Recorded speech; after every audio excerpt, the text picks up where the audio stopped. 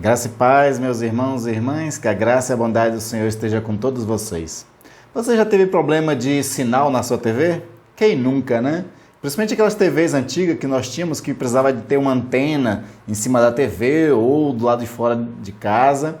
Aí de vez em quando saía, da sintonia, saía da direção das torres que ficava os canais de TV e aí ficava com aquele chiado ou uma imagem meio estranha, que não dava para assistir direito a programação. E aí tinha que sempre ir lá sintonizar ou botar o famoso bombril na ponta, das antenas. Mas aí veio a era digital. A era digital teve que mudar as TVs, mudar a forma de sintonizar para uma qualidade, inclusive, muito melhor. E aí quem tinha TV antiga ou precisou comprar um conversor ou mudar realmente a TV para que assim pudesse sintonizar, ter uma melhor recepção dos canais que agora são todos digitais. Da mesma forma, nós perdemos a nossa conexão com Deus por conta da queda. Isso se deu por conta de que Deus é um Deus santo e o homem se tornou pecador e agora perdeu a conexão, perdeu a sintonia com Deus que, como disse Isaías, ele é 3 vezes santo. E é sobre isso que nós vamos falar hoje, sobre a santidade de Deus. Para a nossa leitura inicial, eu convido você a abrir sua Bíblia em Levítico capítulo 11. Eu vou estar lendo o versículo 44 na minha versão, que diz assim: Eu sou o Senhor, o Deus de vocês. Portanto, consagrem-se e sejam santos, porque eu, o Senhor, sou santo. Deus é um Deus santo e Ele exige que o seu povo também seja santo para que haja essa conexão entre santos e o santo. Então vamos falar um pouquinho sobre a santidade de Deus. A santidade de Deus é uma espécie de o atributo dos atributos, porque a santidade de Deus, ela meio que unifica todos os outros atributos de Deus e nós vamos entender algumas coisas, como Deus trabalha para que faça com que a nossa conexão com Ele volte novamente, uma vez que essa conexão foi interrompida com a queda de Adão. Adão, quando pecou no Jardim do Éden, houve uma desobediência.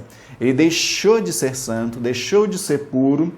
Deus permanece santo, Deus permanece puro, e assim houve essa desconexão entre nós e o Senhor, nosso Deus. E agora nós precisamos de uma nova conexão com Deus, e quem vai estabelecer essa nova conexão com Deus é o próprio Deus. É Ele quem vai possibilitar que nós consigamos ter essa recepção do sinal divino, da sua palavra, do seu amor, de tudo mais que Ele tem para cada um de nós. Mas vamos primeiro entender sobre a santidade de Deus. A santidade de Deus, tanto no Antigo Testamento quanto no grego, eles são aplicáveis diretamente a Deus no seu sentido mais elevado. São termos que se referem a um Deus que é não só separado de uma criação amaldiçoada, não só separado dos seres que são pecaminosos, mas também se refere a um Deus que ele por si só tem como essência a sua santidade, a sua pureza, uma santidade e pureza que se revela no seu comportamento de forma moral. Deus ele tem um padrão de moralidade acima de qualquer coisa, acima de qualquer, inclusive padrão que possa se estabelecer para Ele. Na verdade, Ele mesmo é o padrão de moralidade. Por exemplo, se você cria uma lei de um padrão de moralidade, de ética, de justiça no mundo, Deus está acima dela. E Deus ele é o próprio padrão de moralidade a qual as outras deveriam se equiparar. Se nós quisermos viver numa sociedade justa e se nós quisermos ser justos, santos, puros, éticos, o nosso padrão é o próprio Deus. Qualquer padrão que se estabeleça aqui na Terra não se aproxima do de Deus. Tanto que o profeta vai dizer que a nossa justiça não impera na justiça de Deus, porque elas são incompatíveis. E nós temos uma dificuldade para alcançar essa santidade de Deus, porque Ele é o padrão último de santidade, de ética, de moral e de justiça. Veja só, por exemplo, o que o salmista diz a respeito desse padrão ético mais elevado do Senhor nosso Deus. Ele fala isso em Salmo 89:14, quando diz: Justiça e direito são o fundamento do teu trono, graça e verdade te precedem. Então, o justiça e o direito são as bases do trono de Deus. E isso aqui, claro, são expressões humanas para fazer com que a gente entenda alguma realidade, falando aqui do fundamento, daquilo que sustenta, né? Mas o fato é que se a gente for teologicamente para o cerne da questão, Deus é o fundamento, onde todas as coisas se sustentam. Então, Ele mesmo é a justiça e Ele mesmo é o direito, a verdade, todas essas coisas. E aí, pelo fato de que, como eu falei, que a santidade é o atributo dos atributos, então a santidade ela atrai outras características de Deus para que Ele possa ter uma relação conosco. Porque uma vez que Deus ele é completamente santo e nós somos impuros e pecadores, há uma separação, não é? E se Deus fosse só santo, nós nunca teríamos acesso novamente a Deus. Mas pelo fato de Deus ser um Deus santo, mas também gracioso, como o texto está dizendo, Ele possibilita esse acesso, né? Ele possibilita a aproximação. E Ele vai trabalhar um direito, vai trabalhar uma normativa para que possamos nos aproximar dEle e depois, na sua própria graça, Ele cria uma situação que nos aproxima completamente, que é a pessoa de Jesus Cristo. Então, a santidade de Deus ela é real. Nós ficamos separados de Deus por muito tempo por conta do nosso pecado. Mas Deus, Ele que veio até nós. Ele é que, na sua graça, resolveu entrar em comunhão conosco. E Ele possibilitou o acesso completo a Ele através de Jesus Cristo. Mas nós vamos vendo isso devagarzinho. O importante é entender que Deus ele é um Deus totalmente santo, totalmente puro. Ele não se contaminou com nada, não se contamina. Não existe possibilidade de Deus se contaminar, porque santidade faz parte da natureza dele. É interessante aquele louvor que Maria exalta e glorifica a Deus depois que ela tem, né, aquela mensagem de que vai ser a mãe do Salvador do mundo. Então ela faz uma referência lá em Lucas 1:49 de que ele tem um nome como santo.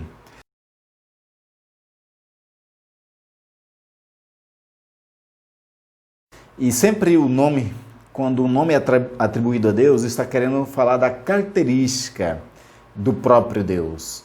Então, quando ela diz o teu nome é santo, realmente está dizendo isso, de que Deus é realmente totalmente santo. Nele não existe mancha, contaminação, pecado, não existe nada que seja imoral a Deus. E aí uma coisa que é interessante também dizer, que Deus está acima da nossa moralidade, mas pelo fato de estar acima da nossa moralidade, não quer dizer que ele seja amoral. Na verdade, ele é um ser totalmente moral, por isso que a santidade estabelece isso como um padrão em Deus, que ele é a excelência da moralidade, mas a sua moralidade está tão distante de nós que nós não conseguimos alcançar a moralidade dele. Não é que ele seja amoral ou não tenha nenhuma moral. E é interessante também observar que dessa questão, como nós falamos, sobre a nossa moralidade, nós somos seres que precisamos de leis, para que venhamos a ser regidos por ela, e essas leis ela meio que nos freiem. É como se fosse a ideia de pesos e contrapesos, para que assim a gente não vive de uma forma anárquica, que os nossos prazeres, nossos desejos corrompidos não façam com que crie um caos no mundo.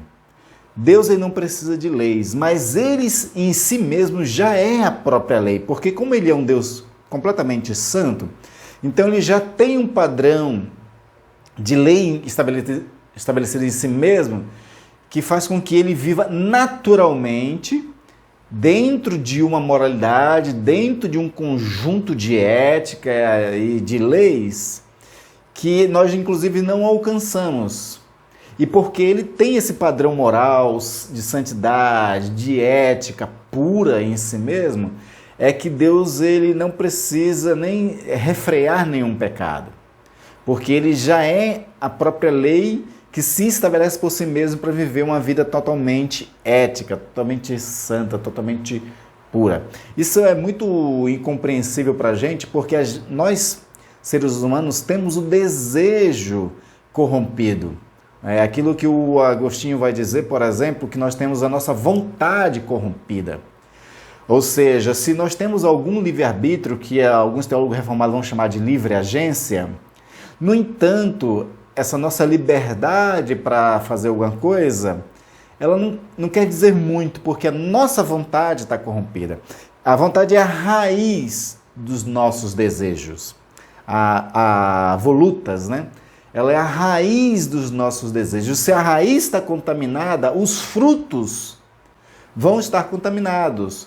Os frutos não vão ser bons. Por isso que nós não conseguimos, por nós mesmos, viver um padrão de justiça, porque a raiz, a nossa vontade, já está totalmente corrompida. E Deus não tem isso. Deus não tem uma raiz corrompida. Deus não tem o fundamento, qualquer coisa corrompida nele. Então ele não tem nenhum desejo pecaminoso. Que isso é uma das coisas que nós vamos desfrutar na glorificação. Se você acompanha nossos estudos aqui na nossa EBD Online, lá atrás nós temos uma série de estudos que fala sobre a ordem da salvação. O último quesito da ordem da salvação é a glorificação, que segundo Agostinho é um estágio em que Deus nos colocará, em que Ele vai tirar a natureza corrompida em nós e nós não vamos mais desejar o pecado. É aquilo que Ele vai dizer, não poder e não pecar, ou seja, a gente não vai poder pecar porque não desejaremos mais isso, não teremos mais vontade, a nossa raiz não estará mais corrompida porque nós vamos receber um Espírito totalmente santo do Senhor, um corpo glorificado, um corpo como Paulo diz lá em 1 Coríntios capítulo 15, né? Que vai morrer o que é carnal, vai morrer o que é corruptível e nascer o incorruptível em nós, né? Vai ser renovado em nós a nossa natureza completamente, a ponto de a gente não desejar o pecado. Hoje a gente não compreende isso, porque a gente não compreende a nossa vida sem os nossos desejos, sem as nossas vontades já corrompidas. O único ser que tem o desejo e vontade, que não tem corrupção nenhuma, é Deus.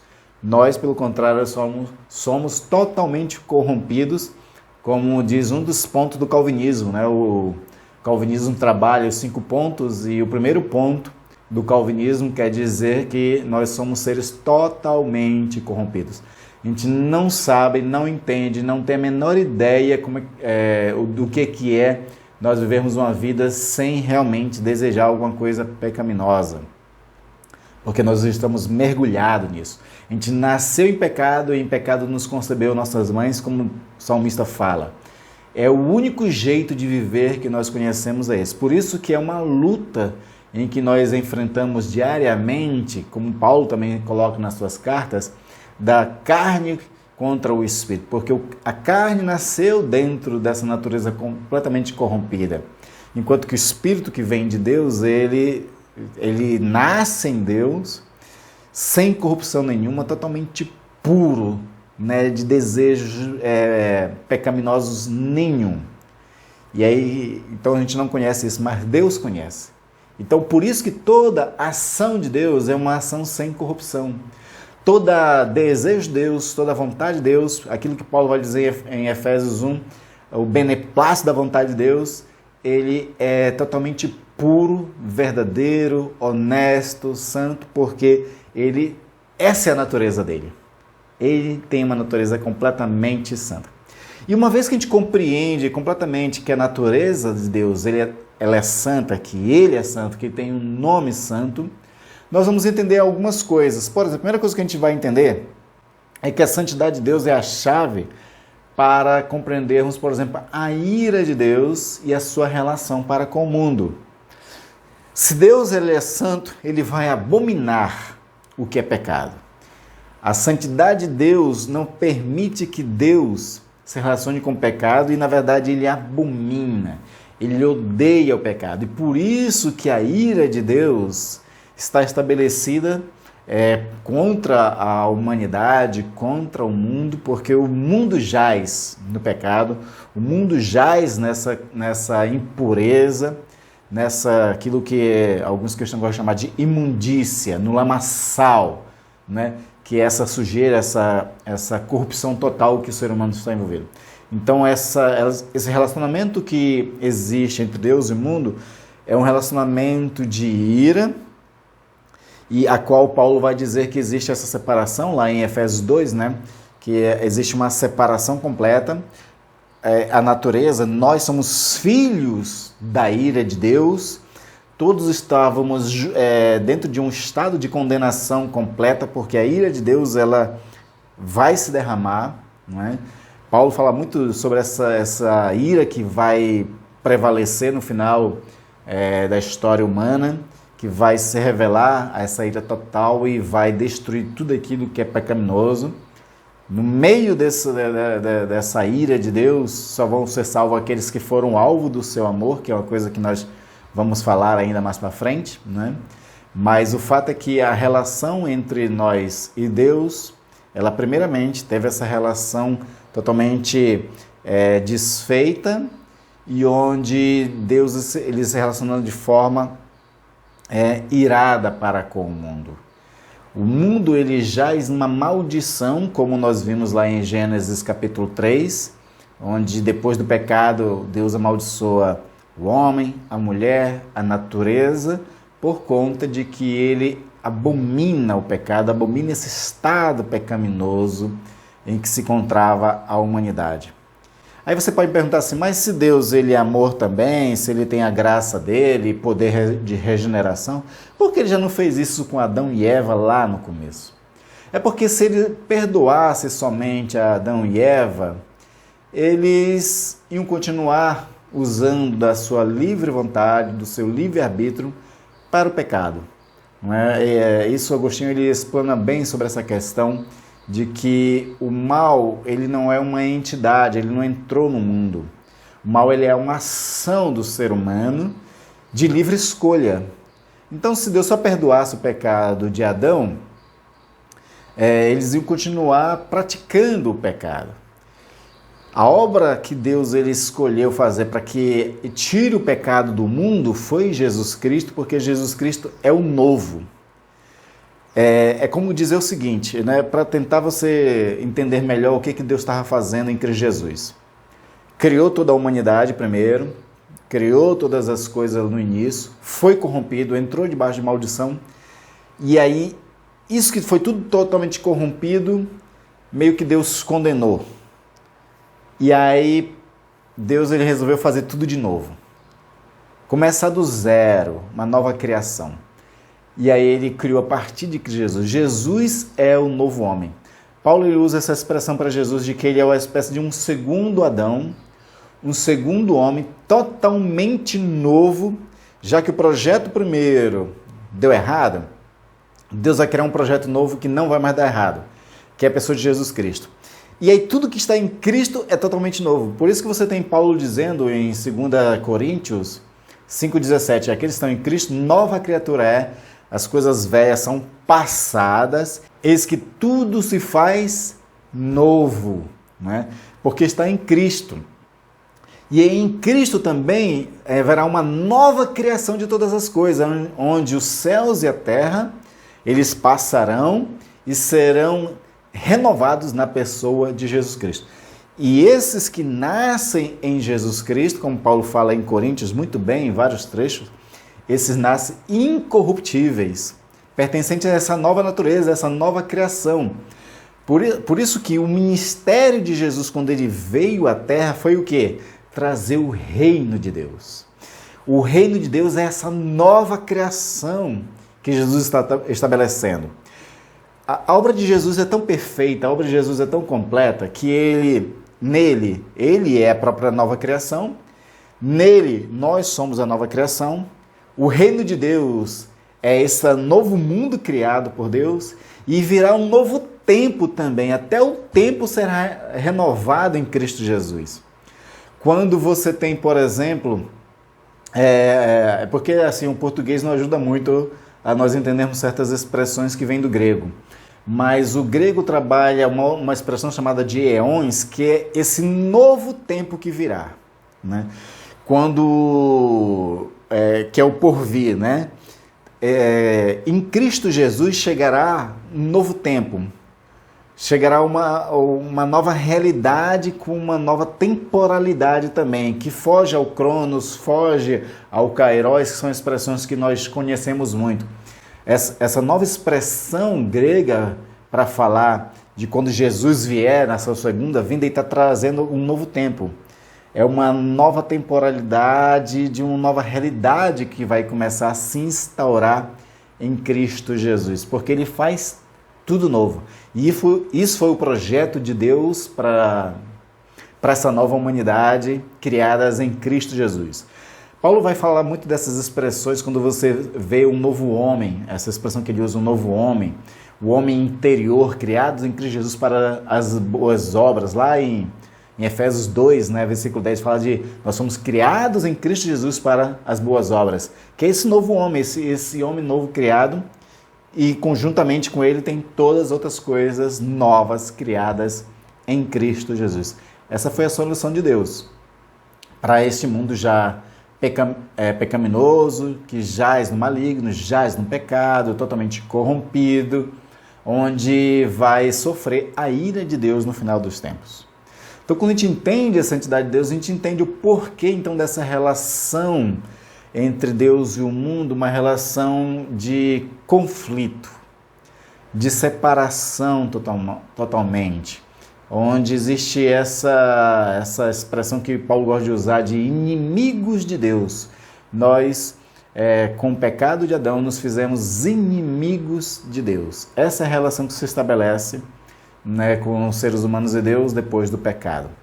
Mas também a gente vai compreender, como eu já coloquei, que a santidade de Deus é a chave para compreender o porquê Deus ele vai fazer tudo novo. Porque ele precisa estabelecer alguma coisa nova, totalmente pura, totalmente santa para se relacionar. E ele faz isso em Cristo Jesus. Sem Cristo Jesus, nós não tínhamos possibilidade nenhuma de entrar numa relação verdadeira com Deus. Hebreus trata muito bem disso, de que quando Jesus morre na cruz do Calvário, ele desfaz o véu de separação, onde lá no templo, estabelecido por Salomão, depois por Herodes, tinha, né, desde Moisés, aliás, tinha essa separação entre o Santo dos Santos, que era um lugar onde ficava a Arca do Senhor, tinha o lugar santo, onde ficava a menorá, a mesa com os pães da propiciação, e tinha o átrio externo, onde o povo podia fazer os sacrifícios. Essas separações todas que tinha, era só para simbolizar de que nós realmente não podíamos ter acesso a Deus. Deus ele possibilitava o acesso do sumo sacerdote, isso depois de ele fazer vários sacrifícios, fazer vários banhos, vestir uma roupa totalmente branca, tinha que colocar na testa uma placa escrito Santidade das Santidades para entrar. Se ele tivesse em pecado, se ele tivesse cometesse qualquer erro lá no espaço do Santo dos Santos, ele era fulminado ali, ele era morto ali naquele lugar. Né? E tudo isso era simbólico para dizer que nós realmente não tínhamos acesso nenhum a Deus. Na cruz do Calvário, Jesus ele abre um novo e livre acesso, como Hebreus diz, ao Senhor nosso Deus, somente na pessoa de Jesus Cristo. Quando a gente entende essa realidade, é por isso que nós vamos entender também o que os profetas, todas as pessoas que viam o anjo de Deus, que era uma espécie de teofania, né? Quando tinha essas aparições, todos eles ficavam amedrontados, achando que iam morrer, porque essa era a verdade. Nenhum ser impuro, corruptível, em pecado, podia ver Deus, podia ter acesso a Deus, por causa da sua santidade. Qualquer um que se aproximasse disso, como dizia Isaías, viu o Senhor assentado no alto sobre um trono. Aí fala, né, de que ele é atravessando, diz assim, estou perecendo, porque sou um ser de lábios impuros e habito num povo de impuros lábios. O Isaías está reconhecendo de que diante de um Deus que ele acabou de dizer que é 3 vezes santo, ele não podia sobreviver e continuar existindo. Ele ia ser morto, ele ia ser ali mesmo, né, dissolvido por um fogo talvez santo que pudesse estar consumindo ele. Dado a santidade de Deus. Mas Jesus ele abriu esse acesso. Nós podemos agora entrar com fé nesse novo e vivo caminho. Novo e vivo caminho. Porque Deus, o Senhor Jesus, nos fez santo. aquilo que Paulo vai dizer, justificados, pois, em Cristo, né? Temos acesso a Deus. Então, essa santidade que agora nós temos, ela não veio da gente, ela veio do Senhor. O Senhor que possibilitou essa santidade em nós. Por isso que Paulo vai dizer nas suas cartas, ele inicia, né, as cartas dele dizendo, a igreja que está em tanto lugar, santos em Cristo Jesus. Paulo chama de santo por conta da santidade de Cristo que foi imputada a nós, possibilitando esse acesso de santidade ao Senhor. E uma vez que fomos santificados em Cristo Jesus, Paulo ele nos convida, também Pedro nos convida, a viver essa vida de santidade. Paulo vai dizer lá em Romanos, por exemplo, 5:1, que nós fomos justificados, pois mediante a fé, temos paz com Deus por meio do nosso Senhor Jesus Cristo. Essa paz agora, se antes éramos filhos da ira, se antes não eram inimigos de Deus, agora nós somos, né? Temos paz com Deus por meio de Jesus Cristo.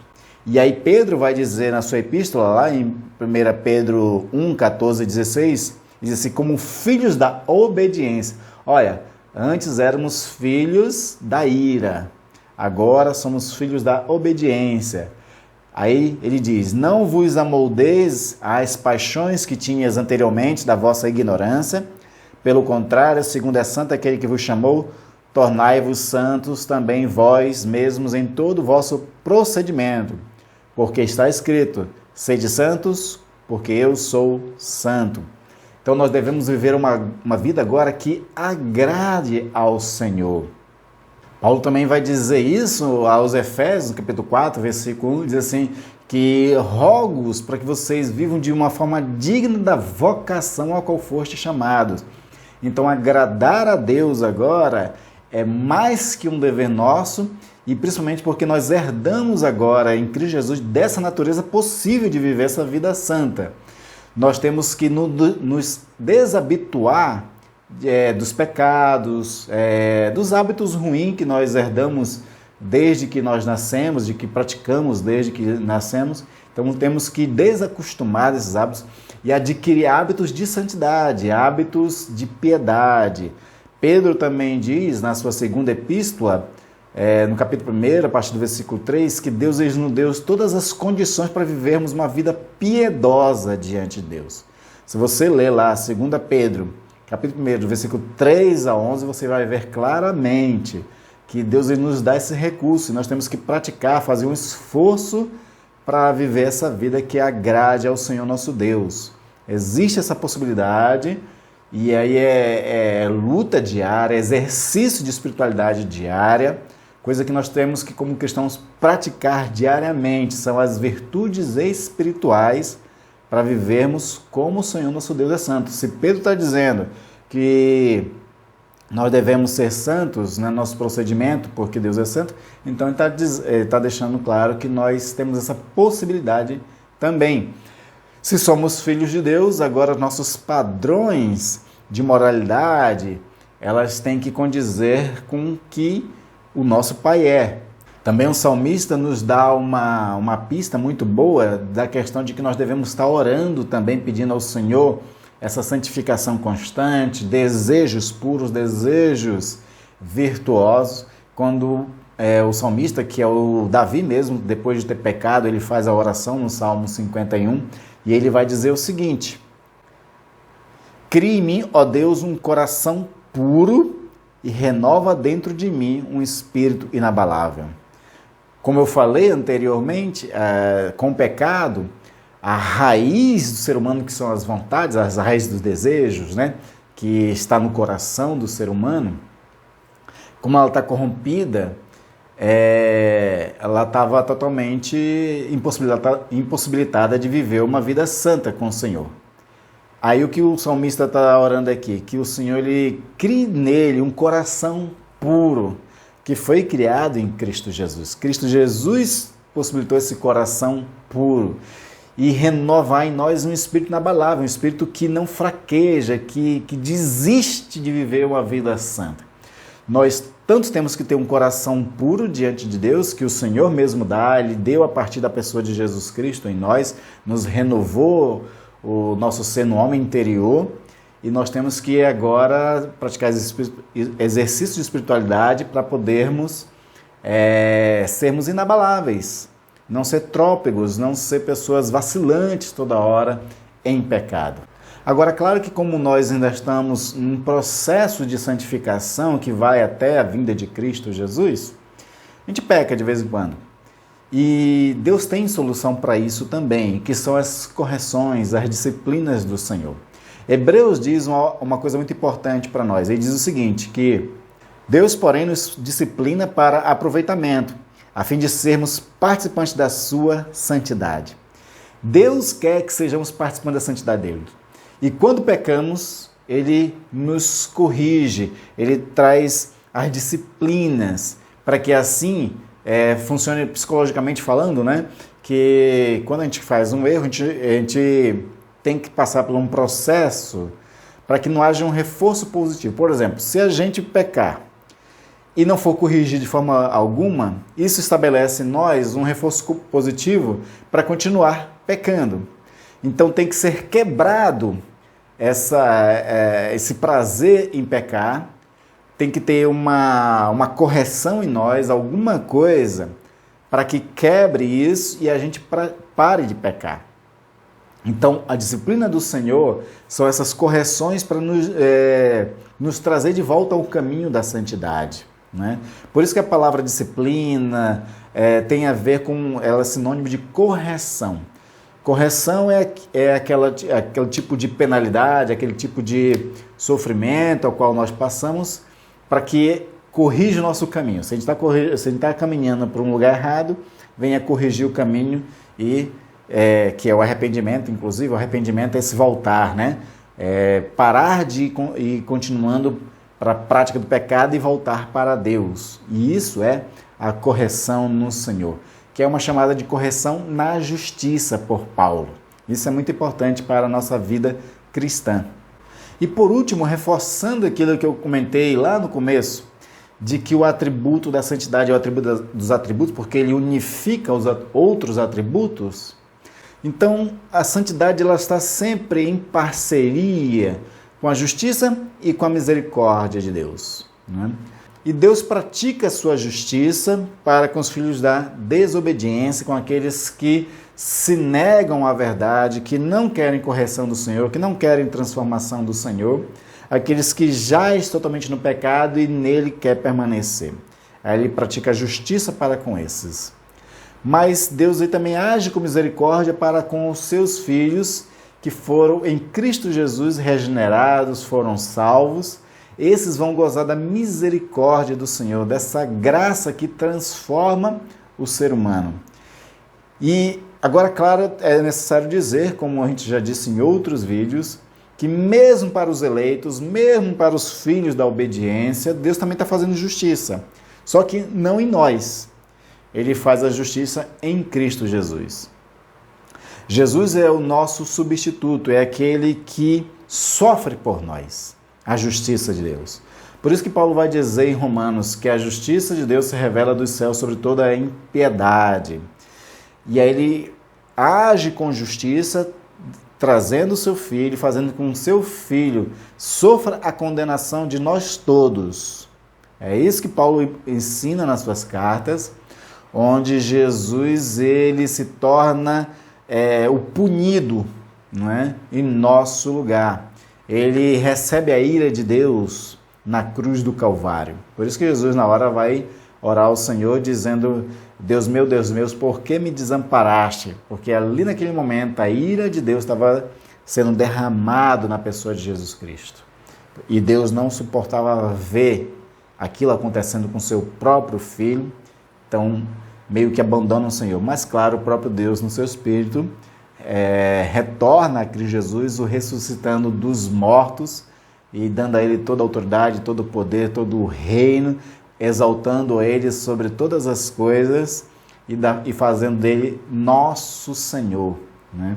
Um Senhor que, como o próprio Deus, também é santo. e que quer manter conosco uma relação de amor, de carinho, de cuidado. E para isso nós devemos viver uma vida santa, porque sem santificação ninguém verá o Senhor. Como nós não podemos santificar a nós mesmos, o Senhor nos santificou. Agora nós devemos permanecer na santidade com práticas de justiça, de ética cristã, aquela ética que Jesus mesmo estabeleceu no Sermão do Monte. Tudo que Jesus ensinou no Sermão do Monte é a justiça do reino para que nós venhamos a praticar, e ao praticar, vivemos ali um padrão de ética, de moralidade que condiz com Deus. E mais, e como já dissemos, também temos acesso ao Senhor nosso Deus pela fé, pelo novo e vivo caminho que Jesus Cristo abriu. Então, irmão, para finalizarmos, compreender que Deus é santo, e sendo Deus santo, Ele odeia o pecado. Por ser santo, não compactua com o pecado, mas por causa do seu amor, resolveu o problema do pecado enviando seu Filho, livrando o pecador da ira, e com o Espírito santifica e dá recursos espirituais para uma vida piedosa. Então tenhamos sempre em vista diante de nós essa santidade de Deus, continuar temendo e tremendo como Isaías temeu e tremeu diante de Deus, e em vez de se amedrontar com a santidade de Deus, que isso nos inspire, que nos motive, que isso faça com que a gente use todos os nossos esforços para viver uma vida que agrade o Senhor e viver uma vida santa na sua presença. E Ele mesmo é o padrão de moralidade. Então, para que nós vivamos uma vida de justiça, de retidão, é só olhar para o próprio Deus. É só imitar o próprio Deus, como Paulo disse também. Que Deus os abençoe. Tenha uma ótima semana.